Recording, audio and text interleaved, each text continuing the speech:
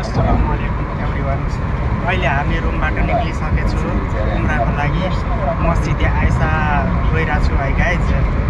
मेरो साथी अनि मेरो छोरा पछाडि बसिरहेछ। अहिले हामी गाडीमा छौँ। अहिले दिनको कति 3:25 भयो। हामी उम्राको लागि निक्लिरहेको छु गाइज है। इन्शाअल्लाह यो रमजान भन्दा पहिला सबै मुस्लिम दाजुभाइ दिदीबहिनीहरूको लागि हामी दुआ गर्छौँ है। त्यहाँ गयो भने आफूले भनेको जस्तो आफूले चाहेको जस्तो पुरै सब कुरा इच्छा पुरा हुन्छ है।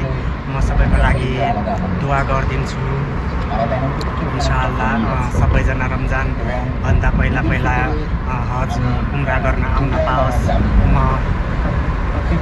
यही चाहन्छु। अरू मुस्लिम दाजुभाइ दिदीबहिनीहरूलाई पनि रहर होला, सबैलाई रहर हुन्छ यहाँ आउने होइन।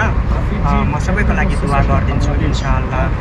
म खास गरेर म गरिब घरकै लागि म गइरहेको छु।